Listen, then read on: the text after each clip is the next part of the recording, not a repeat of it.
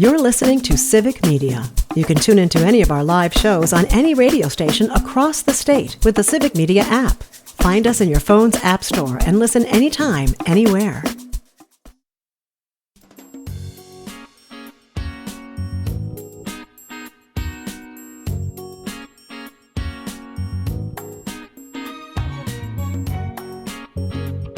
Live across Wisconsin on Civic Media, you're listening to Mornings with Pat Kreitlow, powered by Up North News.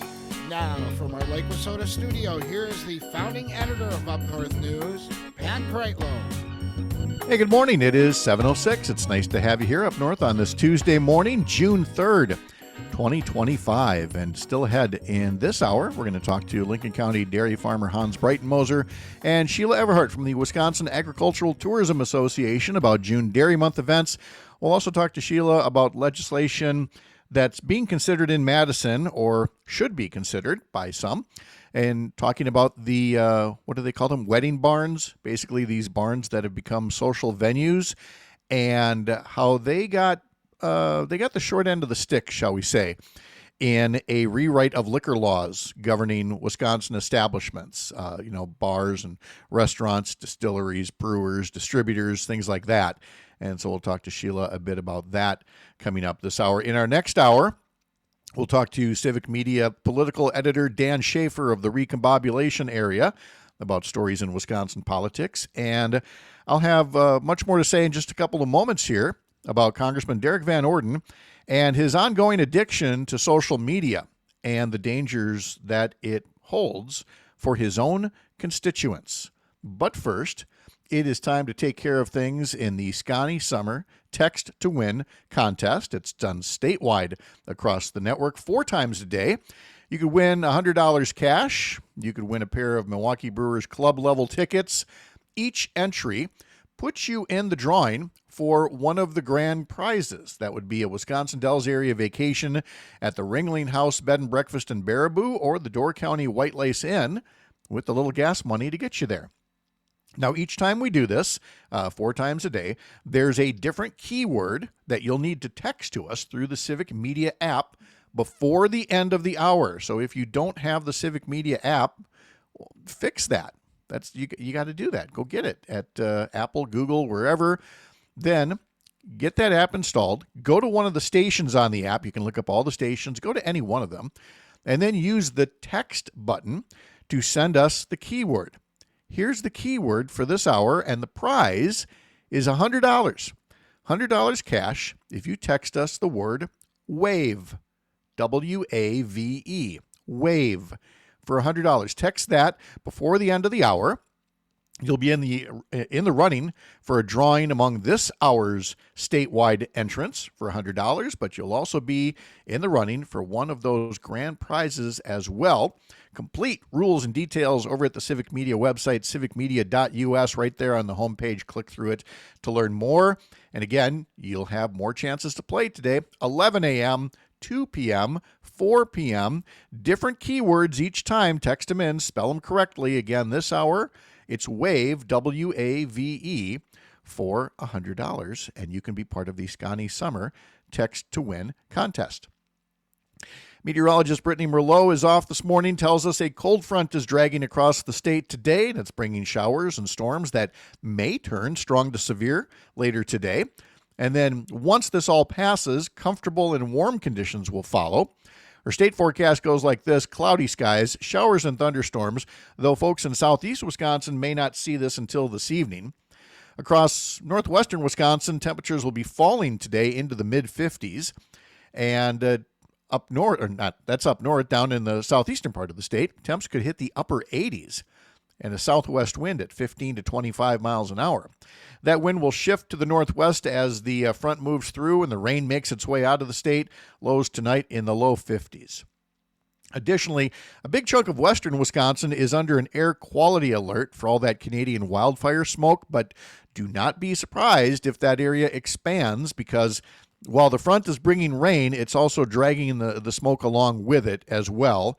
So, again, you'll want to take good care if you have any respiratory issues or just want to stay out of it because it's just so thick and soupy and yucky and just not a great time for outdoor activity. Rob from Tigerton says, good morning. It's partly cloudy and 70. I did my Wittenberg mowing jobs yesterday, then today to beat the thunderstorms this afternoon. We really do need a good soaking rain, he says. Yesterday, I also mowed the yard of the country school where my dad and his siblings went to school. After my Wittenberg jobs, I tried to get some lawns mowed this morning before the rain comes. And we were talking earlier about testing tornado sirens, and he says Tigerton tests their tornado sirens at 11:15 every Wednesday. So, again, Rob, thanks as always for the notes. You can send your notes as well. We were talking about June Dairy Month breakfasts. Alicia writes in on YouTube, yay, Dairy Month. I get to go to another breakfast on the farm this Sunday, this time in Outagamie County. And there are just so many great dairy breakfasts. And again, we're going to learn much more about them from Hans and Sheila coming up in just a little bit.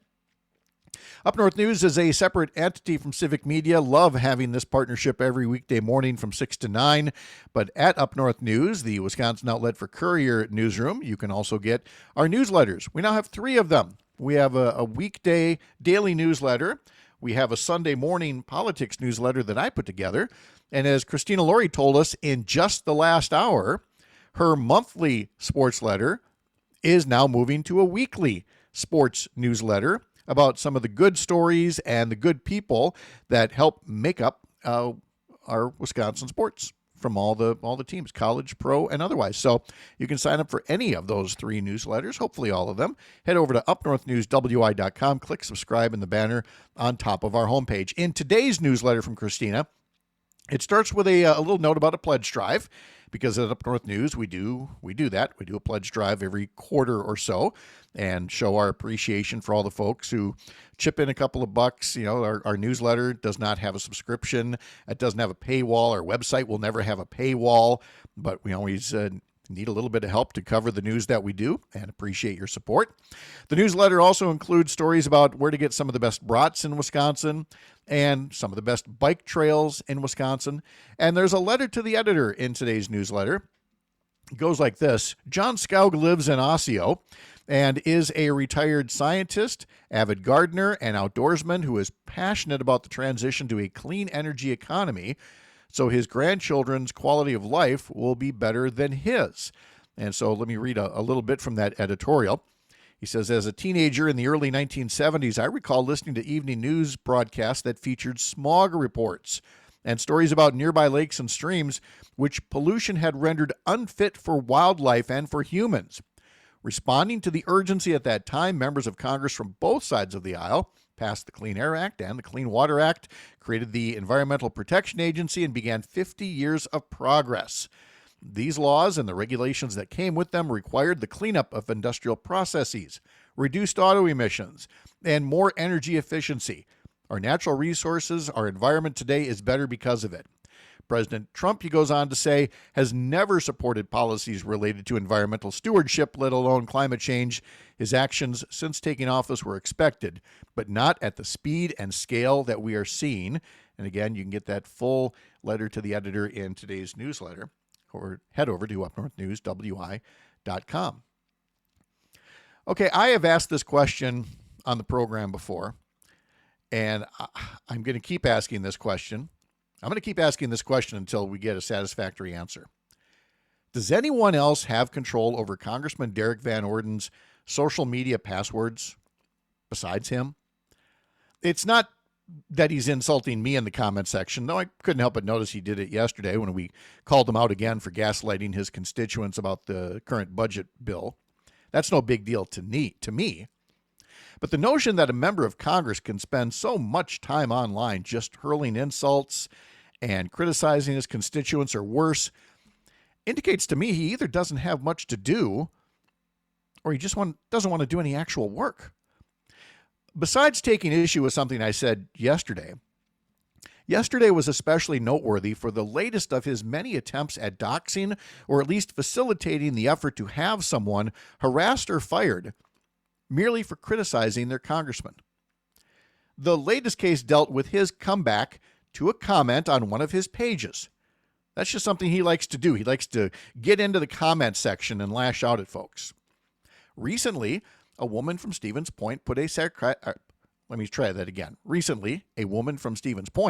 put a sarcastic comment under one of his posts, which, by the way, Congressman, that comes with the territory. Put on your big boy pants and absorb a few hits in the comment section. But no, Van Orden had to go in and respond with a screenshot of her current employment, and then went and made a new post of his own, including her employment picture, saying, quote, "Another reason to be very suspicious of university professors. The vast majority of academia are left-wing activists that are indoctrinating our children, not educating them. This appears to be one of them." Something to note here. If you click on this woman's Facebook page where she made the comment, there is no employment listed. So assuming she didn't change that recently, it means Congressman Van Orden had to take the time to look up a constituent of his. Online stalking, basically, for a man in his position, so that he could name and shame her for taking the time to put up a critical comment to one of his posts on social media. That's a congressman doing these things. So I went back again this morning. I haven't done this for a while, but I counted yet again to get a sense of the volume of his Twitter addiction. In the past 24 hours, Derrick Van Orden has posted 45 times at all times of day. Our congressman has an addiction issue. Oh, wait, there's more. Overnight, Congressman Van Orden retweeted a conservative commentator's post alleging that some U.S. senators had financial ties to a shell company that got military contracts tied to the war in Ukraine. That original information that he was quoting was from a satire account. It had already been fact-checked as such a month ago. And Van Orden is still reposting false information with a little affirmation attached. That was just one of the 45 posts he made since 9 a.m. yesterday. That's our congressman in action. Or maybe congressman in action, 2 words rather than 3. Let's check some sports at 7:18. Roger and Stevens Point mentioned yesterday in the comment section, the things you should use a comment section for. What a great job Christian Yelich had been doing, in that he should be the National League Player of the Week. Roger was right. Christian Yelich was named National League Player of the Week yesterday. I was concerned he would not be in the lineup because he got hit in the hand with a pitch while at bat on Sunday, but Yelich was in the lineup. And in the 3rd inning, he hit his 4th home run in 6 games. And the Milwaukee Brewers extended their winning streak to 8 games, beating the Cincinnati Reds 3-2 on Monday night. It's the Brewers' longest winning streak now since running off 9 straight in August of 2023. Aaron Savali picked up his first win of the season pitching for the Brewers. The next game of the series is this evening, and it will again start with a pregame at 5:35 on Civic Media stations in Richland Center, Oshkosh, Racine, Park Falls, and Hayward. And then Game 3 tomorrow is a matinee affair, pregame starting at 11:05 tomorrow morning. And then the Brewers are off Thursday before coming home for a long homestand, starting with a weekend series against the San Diego Padres. Still ahead, we'll be talking to Hans Breitenmoser and Sheila Everhart about June Dairy Month activities. From the heart of America's up north, live from Lake Wissota, thanks for making this the place to spend part of your mornings. I'm Pat Kreitlow. You are listening to the Civic Media Radio Network, and one more reminder that our text-to-win word, keyword this hour, is WAVE, W-A-V-E, for $100. Text it in.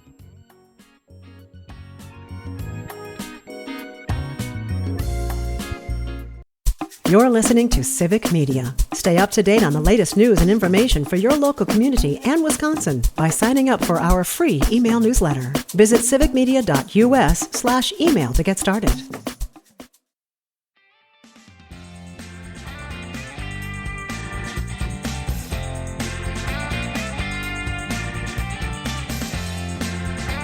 So I did mention that we do a Sunday morning politics newsletter, and I didn't have time to tease Christina Laurie about her newsletter, her sports newsletter, which has been so well received that instead of a monthly, she's going to make that a weekly newsletter as well.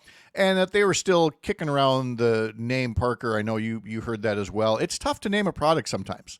And you want to get it right, or maybe it's a tagline that you're coming up with or something like that. And I forgot to tell her what we went through naming the Sunday newsletter, the politics newsletter here, which of course had the generic name Up North News Politics Edition. A real barn burner there, don't you? Oh yeah. That really is a good hook. So he thought, well, let's put a little thought into this. And so she's talking about having trouble coming up with a name for the sports newsletter. And we kind of struggled for a bit. And then you ever get that moment where the light bulb goes off and you just go, what took so long to come up with that? Oh, yeah. Because we just, in the past few weeks, renamed the show from Up North News Radio to Mornings with Pat Kreitlow. A lot of work went into that until I finally realized we could call the newsletter Sunday Mornings with Pat Kreitlow. There you so go. That's, so Sunday Mornings with Pat Kreitlow is the name of the newsletter, and we're glad to have everybody on board who is a subscriber in some way, shape, or form. And that includes a question of the week that we do, and I wanted to share this week's question and some of the responses that have come in so far. And it dealt with who we had for guests last week, part of a coalition of progressive groups, saying that now the state budget bill is still far from done. And in the previous 3 of these budget bills, these 2-year budget cycles, in the previous 3 bills that Governor Evers has had to face, he has addressed what the Republican legislature has sent him using partial vetoes to try to move some money or say, nope, we're not going to do this, or we're going to modify that. Well, this coalition of groups is saying that just isn't good enough. That's not making the investments that a state budget should make in the education of our children, in health care, things like prison reform, and so on. And they wanted to make the case to Governor Evers that if this next budget doesn't rise to a certain threshold of support, he shouldn't try to fix it with partial vetoes. He should just veto it. Just veto the bill, all for good, and make the legislature start over.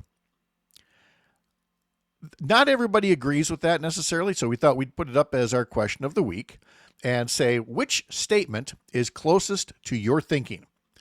Either A, the status quo, I favor the use of partial vetoes, and the governor should make whatever adjustments he can, or B, Evers should veto the whole bill if it falls short of adequately using our tax dollars. And I did put in an option C for our Republican readers. Just sign it.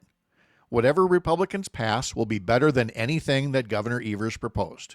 So there you go, A, B, and C. So I thought I would give you the first examples that have come in through emails as a response to Sunday morning's newsletter, which again is called Sunday Mornings with Pat Kreitlow. From Sue, she favors the partial veto, saying perhaps there would be a good faith effort to work together and make concessions on both sides. Nancy says partial veto. Let's start using the surplus effectively to help schools and caregivers and tax cuts. But Tony writes, the scorched earth practices of the GOP must be met with the same hard line. They have no interest in compromise and need to be shown for what they are. And so Tony favors just a veto of the whole bill. Same goes for Dale in Merrimack, where he says, usually I'm in favor of a partial veto, but this time veto the whole bill. We need to let Wisconsinites know how bad the GOP effort was and really hit the public with what it could have done to Wisconsin, while a partial veto allows the GOP to claim some victories. And that actually is part of the crux of the current impasse on the budget, is using the partial veto to claim some victories. Governor Evers proposed a middle-class tax cut last time around. Republicans passed tax cuts that were weighted toward the more wealthy income brackets. The governor used his partial veto powers to remove some of the favors at the very top and still keep some tax cuts that would impact the middle class, and took some credit for that, saying that here's a budget that he signed that included income tax cuts. Oh, Republicans howled. They howled, saying this was their budget, their tax cut. How dare he take credit for it? How dare he seek the win-win? You know, where Democrats and Republicans work together to get things done. And Republicans hated that Governor Evers, who wanted a middle-class tax cut, would take some credit for the Republican one that he had to first fix so that it was more of a middle-class tax cut and not another giveaway to the highest income brackets. So now they've been demanding that any kind of tax cut be addressed first before anything else in the rest of the budget, because they want to make sure that they get all the credit that they deserve for any kind of tax cut that is ultimately passed, which, again, it seems to be the phrase that we're using most this morning. Put on your big boy pants, work together, come to the negotiating table. And that's what they've been doing. They've had 2 or 3 meetings over the past week. Hopefully those talks are going to continue because, again, with a multi-billion-dollar surplus, there's room for win-wins in all of these, for tax cuts and for education and for the environment and everything else. Alicia writes on YouTube, after hearing these opinions, I'm leaning toward a more complete veto. The one downside on that is it would make the legislature start over, and state government doesn't shut down. So if there's a full veto, Republicans could also say, well, we just won't pass anything, and we'll continue at the same spending levels as the past couple of years. And so nothing gets worse, but nothing gets better either. It's a fair debate to have, and we appreciate your opinions on it to our newsletter or right here on the radio as part of your mornings here on the Civic Media Radio Network. Sheila Everhart and Hans Breitenmoser are next.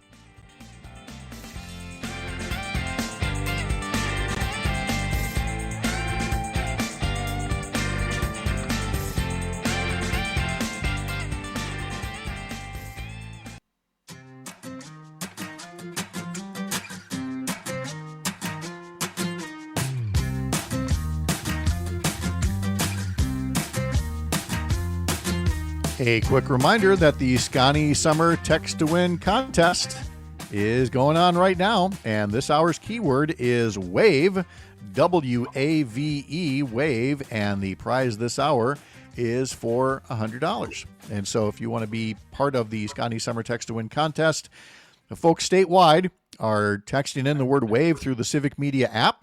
And one drawing will be made this hour for the $100 cash, but everybody who enters is part of the drawing for the grand prizes, a Wisconsin Dells area vacation at the Ringling House Bed and Breakfast in Baraboo, or the Door County White Lace Inn, some gas money to get you there as well. And again, this will be done throughout the course of the day, different keywords each time, 11 a.m., 2 p.m., 4 p.m., and you have until the end of this hour to send this hour's keyword, which is WAVE, W-A-V-E. All right, June Dairy Month. We're in day 3 of it right now, and so it's a great time to talk to dairy farmer Hans Breitenmoser up in Lincoln County and Sheila Everhart from the Wisconsin Agricultural Tourism Association. We're having a few connection issues with Mr. Breitenmoser here. We will attempt to say hi to him in just a moment, but let me start with Sheila first. Good morning, Sheila. How are you? Good morning, Pat. Thanks for inviting us on the show today. You bet. So nice to have you here again. As always, there's always so much going on, and we're also, for folks going, are you just going to talk dairy breakfast? No, we actually have some serious legislative matters to talk about while we're visiting here as well. But Sheila, from an agricultural tourism standpoint, can you explain the significance of June Dairy Month and what it means in terms of attracting people to see the places that they just think milk and dairy products magically appear on their grocery store shelves? It's so much more than that. Absolutely. You know, agricultural tourism is where agriculture meets tourism, and it's really popular amongst tourists and travelers because they want authentic experiences on working farms. Nothing is more authentic than having breakfast on a working dairy farm. Wisconsin agriculture is so important to our state. Our dairy farmers of Wisconsin are so critical in the delicious dairy food that we enjoy daily, whether it's fresh milk, cheese curds, ice cream, yogurt, all of the special dairy treats that we have become, it's our staple here in Wisconsin, but other folks around other states want to come to Wisconsin to experience our tremendous dairy products. Yes, and So, it's worthwhile to note that folks go, "Oh, are we just going to be drinking a lot of milk?" No, all the products that you mentioned are there, as well as a good breakfast. In many of these places, there are more than 5 dozen dairy breakfast opportunities. We'll talk about some of those in a bit. Hans, let's check our connection with you. Are you hearing me okay? And if so, tell me about the importance of dairy breakfasts up closer to you. Oh, there. Let me try. Let me try this connection with Hans again. Hans, are you hearing me? Nope, apparently not. So I'm picking up the occasional garbled word, guys. Oh, okay. Tell you what, Hans, we'll call it good for this week. We'll work on getting a better connection line established in the new Madison studio, and we will catch up with you next week. And we'll talk to Sheila a bit more about the dairy breakfast things here. So, all right. Thanks, Hans. Have a great day. We'll talk to you a little later. Sheila, as we were getting into the food, but there's so much more than the food. If people come to these dairy breakfast events, they're going to learn about, as you put it, cow comfort and, dietitians and barn designs and how milking is done. This is not just about a good meal. It's all kinds of educational opportunities as well. yes, it's very much educational how our dairy industry today works. All of the advanced technology that our farmers are using to ensure that their cows are very comfortable. When cows are comfortable, they produce more. And that is the farmer's biggest investment is their animals, and they take such good care of their animals. So these dairy breakfast on the farm, and if you go to wisconsindairy.org, in case you miss any of the dairy breakfasts we talk about today, check out wisconsindairy.org and you can see 62 different dairy celebrations, dairy breakfast on the farm. So, Wisconsin Agricultural Tourism Association is asking our listeners to do the summer 448 challenge.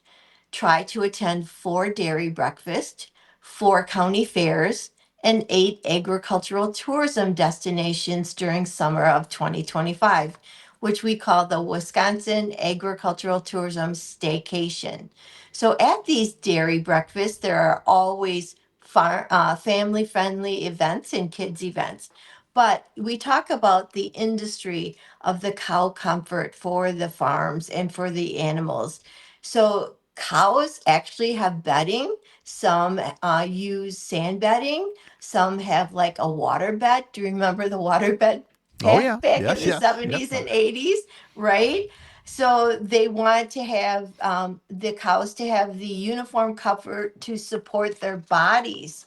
Um, and it's very important. We talked about these girls being the farmers' big investment, but they feed them so well. And they have a total mixed ration, which I explain to people that aren't farmers. It's kind of like granola.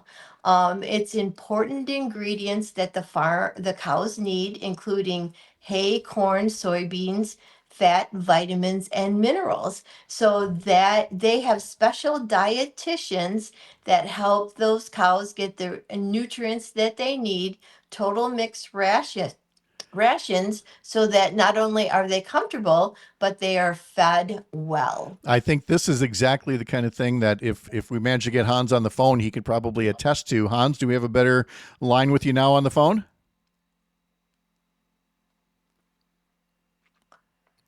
Hans, are you there?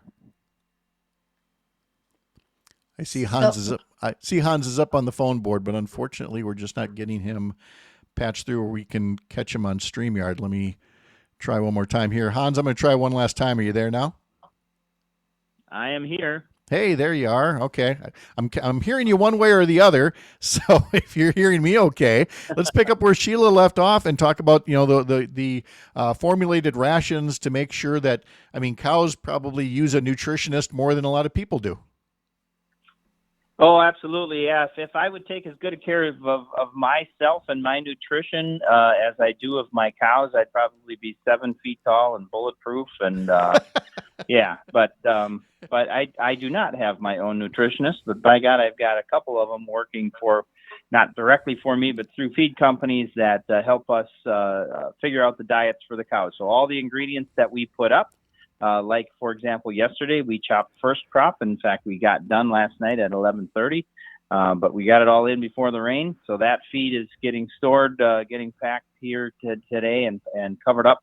And then that feed will be tested by the nutritionist to see kind of what its value is as far as digestibility and protein and all the things.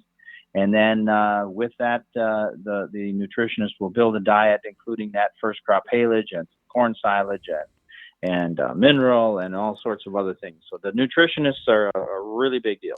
So then when it comes to the milking parlors, Sheila's notes here remind us that we've come a long way since the bucket and stool, and that, milking parlors are all about, increased efficiency and, less time is spent milking, so you can do more cows throughout the course of each milking. I can only imagine what you would say about the changes that you've seen over the years. Oh yeah, for sure. I mean, I'm old enough to remember the buckets and the step saver and so forth and the stanchion barns and that.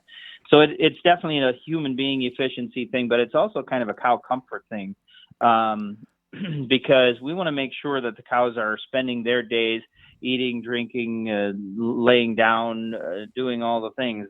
We don't want them to spend all their time in the milking parlor or in the holding area waiting to be milked. And we want to make sure that the parlors are ergonomically comfortable for the cows and for the people who are milking them. So these are all considerations that we have, and that over the course of time, equipment has evolved and technology keeps going on. So yeah, just it's all about making sure those cows are comfortable and the people who milk them can do a good job safely. And Sheila, I imagine as well, it has to be one of the most exciting things for kids that are on the farm tour that have never seen a milking parlor to see exactly how this gets done. And all the more so with all the more robotic technology has to make it just a show for kids and adults as well. I think it's really important, especially for our more mature audience that might have been on the farm with the buckets and the stanchions, to see the advancement in the technology with the freestanding barns and the rotary parlors. And so there's quite a few farms that offer daily tours. Sassy Cow Creamery out of Columbus, outside of Madison, has tours. Pagos Ponderosa out by Kiwani in Green Bay. That's the largest private dairy farm in Wisconsin. And then Hinchley's Dairy Farm out of Dane County, who's also hosting a dairy breakfast June 14th, offers tours of their operation. And all you have to do is register online and bring the family and get a behind the scenes tour. But what's so nice about these 62 various dairy breakfasts throughout the state is that not only do you get a scrumptious breakfast, you get the opportunity to tour the dairy barn where the cows are being milked and learn about the farm operation. We're talking to Sheila Everhart from the Wisconsin Agricultural Tourism Association and Lincoln County dairy farmer Hans Breitenmoser. Sheila, I've got just over a minute until break, so it's not enough time as you would like to answer the full question. But on the topic of wedding barns and the overhaul of liquor regulations last session, there's been talk about making sure that these farm venues are treated more fairly. Do you have a quick update as to whether that legislation is under consideration, making any progress, or is it still very much on a to-do list?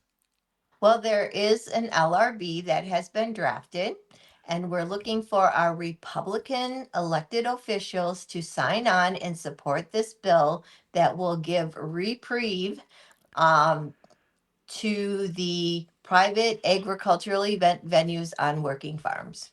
All right. And again, when she says LRB, that's the Legislative Reference Bureau, meaning they've written the bill. There is a bill. It needs to be introduced, sponsored, given a bill number. Then it goes to committee and enables, again, people to testify about these wedding barns or, some talk about pizza barns, other venues, and to make sure that the rules regarding, beer and wine sales are fair to everybody involved, not just the bars and the restaurants and the distributors, the distillers, the brewers, but to these small businesses as well that are essential for parts of agricultural tourism. Civic Media's political editor Dan Schaefer is coming up in our next hour, along with let's see, who's it going to be? Oh, it's going to be Chad Holmes, of course, because it's Tuesday from 98.9 WXCO. All part of our mornings, powered by Up North News, here on the Civic Media Radio Network. I'm Pat Reitlow.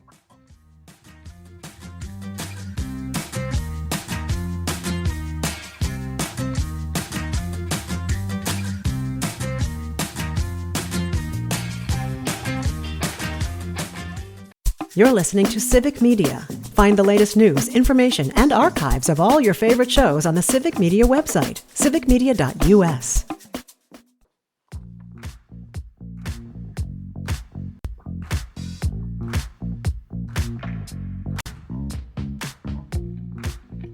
All right, tomorrow morning on the program, we will have Earl Ingram visiting with us, along with Melissa Kay from our station in Wisconsin Rapids, James Kelly from the Civic Media Newsroom in Chippewa Falls, Todd Alba, Melissa Baldoff will have our climate check. As always, a very busy Wednesday mornings here across the Civic Media Radio Network. Again, Brewers at Cincinnati, Game 2 of the series. Coverage begins at 5:35 on some of these Civic Media Radio Network stations. Hans Breitenmoser joins us by phone. Sheila Everhart is here from the Wisconsin Agricultural Tourism Association. We've been talking primarily about June Dairy Month, but before we went to break, we just wanted to touch on briefly, again, the overhaul of liquor regulations in the state and how that ended up really impacting, event barns and really, I guess, Sheila, how would you describe the biggest harm that's done? That they can't sell at these events or they can't even schedule the events? What is the biggest harm under the current law? The way the law was written, and it will be go into effect January 1st of 2026.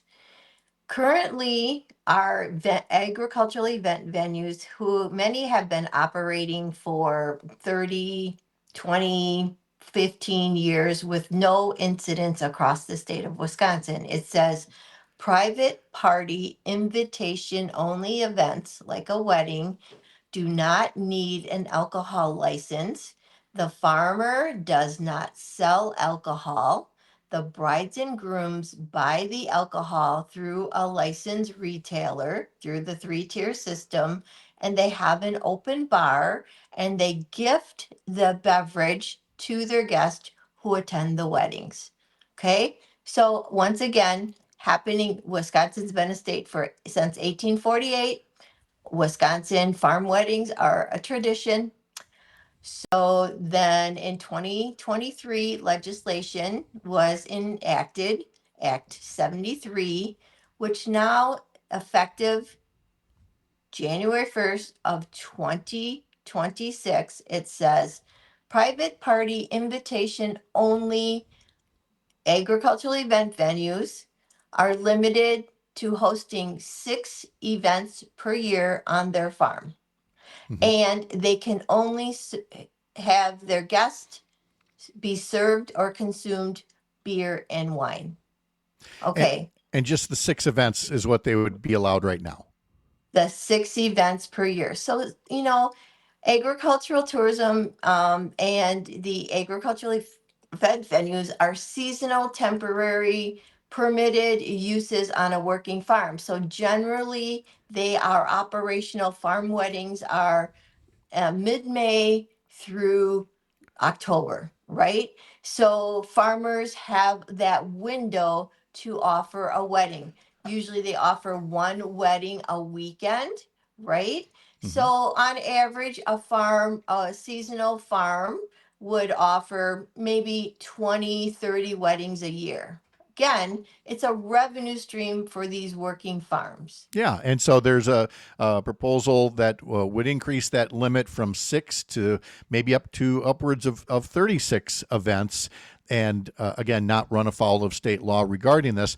And Hans, to you, we've talked we've talked quite a bit about farmer diversification, that this is one of the many ways that farms in Wisconsin seek additional revenue streams, which shouldn't be that alien. I mean, it's something that, I don't know a small business that isn't looking for other ways to bring in different revenue streams, and all farmers are asking for is, a fair shake from the legislature. Yeah, I don't think this is unreasonable. I mean, back in the day, Pat, farms were more diversified by nature. Every farm had some pigs. Every farm had some dairy cows. In our area, and certainly south of me in Marathon County, every farm had a quarter-acre ginseng. The diversification was sort of baked into the cake, but things got specialized over the course of time for various reasons and so on. And, we've become these commodity producers. So if I feel like anything that helps us get back to that model where there's more diversification, I think is a good thing. And so now the diversification nowadays might look a little different where we have to be in the entertainment business and not just in production ag. And if that's what some people want to do, I think that's a wonderful thing. And the other thing that's important in all this is just sort of the historical aspect of it. When I was a kid, there were so many bank barns still standing, right? These old barns that were built in the late 1800s, early 1900s, stone foundations. The stones were the stones that were picked to clear the land to begin with, and the barn beams were the trees that were harvested and so forth. There's lots of history there, and in order to keep these barns alive, they have to have a use, because it costs a lot of money to put a new roof on a great big old barn like that. So they have to generate some income. Otherwise, you get more of the rural blight that we've seen for the past number of decades. Without a doubt. And so if you wanted to learn more about this issue or any of the many things happening with dairy breakfasts around the state, Sheila, what's the best way for folks to learn more about the Wisconsin Agricultural Tourism Association? wiagtourism.com. wiagtourism.com. We are just trying to preserve family farms. We're trying to keep the family on the farm for the next generation. We're trying to allow the farmer to have a viable revenue stream to supplement the farm income when commodity prices are low. Yes. And so again, go learn more at wiagtourism.com. I was just getting that up on the screen here for our social media viewers as well. And so again, so many events to see and legislation to follow, and Sheila Everhart takes care of that for us. Sheila, thank you so much. Great to catch up with you. Hans Breitenmoser, thank you for getting up early after staying up late, getting that first crop of hay off. Hope things continue to go well. We'll talk to you both a little later on. Thanks, Pat. You bet. All right. Thanks a lot, Pat. Thank you very much. All right, coming up in our next hour, we will be talking to Chad Holmes from 98.9 WXCO about stories he's following in the Wausau area, including spring high school sports. And Civic Media political editor Dan Schaefer will be along as well from the recombobulation area. From the heart of America's up north, live from Lake Wissota, I'm Pat Kreitlow, and you are listening to the Civic Media Radio Network. Much more after the 8 o'clock news.